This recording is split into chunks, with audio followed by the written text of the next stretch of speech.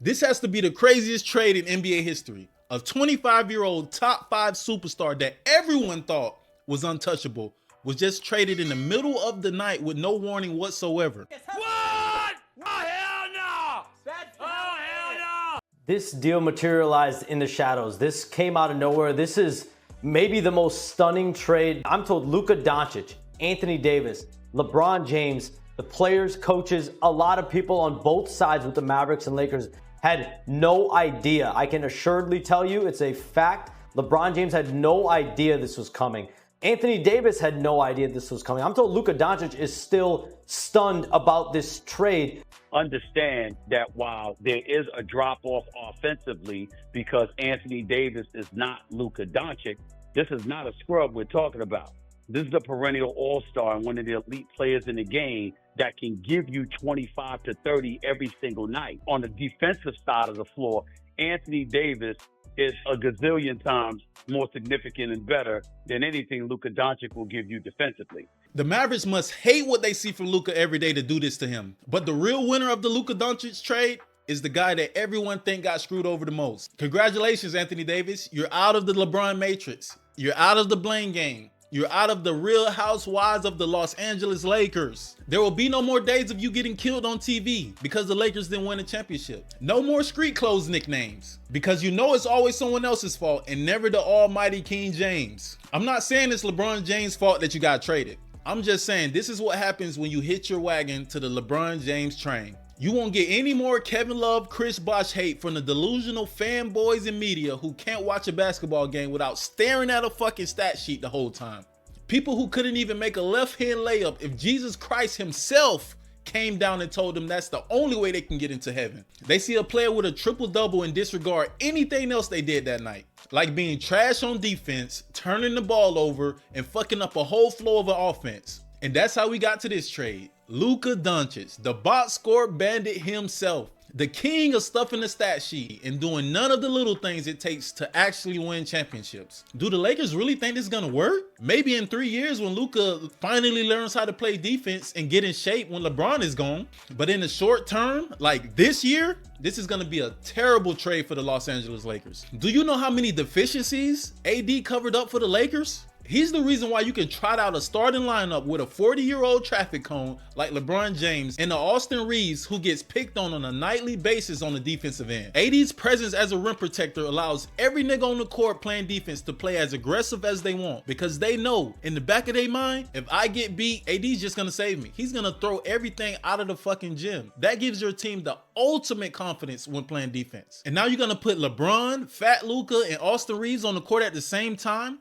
Without anyone on the roster who can start at center and think you're about to stop someone?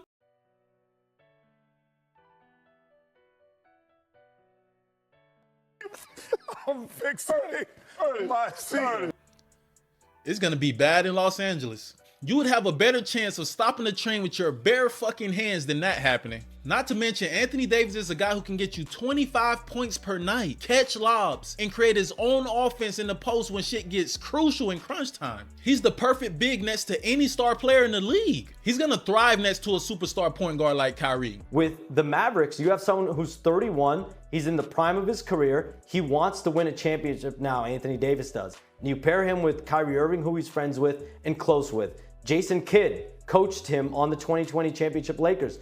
Jared Dudley, there's other members of that coaching staff that he's very close with. Y'all gonna see Kyrie Irving as the full-time point guard for the first time since his days early in Cleveland. Kyrie finna show y'all some shit. Great basketball players are great basketball players, right? And they know how to play off of anybody else. If he's not a 19-year-old Kai anymore. He's not a 25-year-old Kai anymore. He's a mature 31-year-old Kai. And he wants to win. And that makes all the difference in the world. There's gonna be no more Harden or Luka or LeBron forcing him to play the shooting guard position, hogging the ball from him and taking all his point guard duties away. And AD finally gets his whistle of a true big man next to him, a rebounding and shot blocking machine who can finally help him on the defensive end. He hasn't had this since 2020 in the bubble when JaVale McGee and goddamn Dwight Howard was helping him. What more can be done with this roster? Are you satisfied with the roster? Do you feel like you guys need some more here? I think we need another big. I feel like I've always been at my best when I've been the 4. and having the big out there. We know it worked when we won the championship with JaVale and Dwight. I'm at the 5 and I'm at the 4. To me, the Mavs won this trade, especially if we're talking about right now in the next couple of years. I'm giving it to the Mavs. I guarantee you, if both teams stay healthy, the Mavs will finish higher in the standings and go further in the playoffs than the Los Angeles Lakers. The Mavs are a real title contender right now. And I don't know what the Lakers are thinking right here. If they keep LeBron old ass past the trade deadline, this is going to be the Russell Westbrook trade all over again. LeBron cannot play with ball dominant, do-it-all players. His game has never been versatile enough to play with these type of players. He's not a good spot-up shooter. Not good at coming off pin downs or screens. He's too old to dive and cut for passes consistently, and he's never been a screen and roll or pick and pop guy. So what exactly is going to be LeBron's role on his team? On top of the fact that him and Luka is on 2 separate timelines. It's going to be interesting watching these 2 stat bandits fight over triple doubles in the ball every night, while JJ Redick is over in the corner trying to figure out who he should listen to. There's no way they keep LeBron in this situation. When it comes to discipline, it's like you have to sacrifice loved ones. You have to sacrifice loved ones for a long period of time if you want to be great. It is very unfortunate. LeBron is going to have a fucking heart attack when he sees how poorly Luka takes care of his body. With all the hookah he smokes and all the beer he drinks.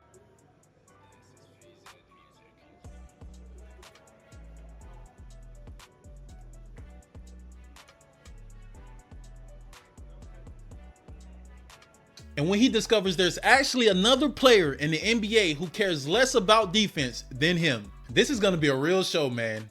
We're going to really find out if LeBron can play with anybody. He's 40 years old, so maybe we shouldn't put that much pressure on this trade. But man, what do you guys think? Was this a good trade for the Lakers, or was this a good trade for the Mavericks? Who do you think won the trade? Who do you think is going to finish further along in the season? Tell me what you guys think down in the comments, and I'll see you guys in the next one. Peace. You're in the analytics now. I'm not. Why? You don't think I was as a player?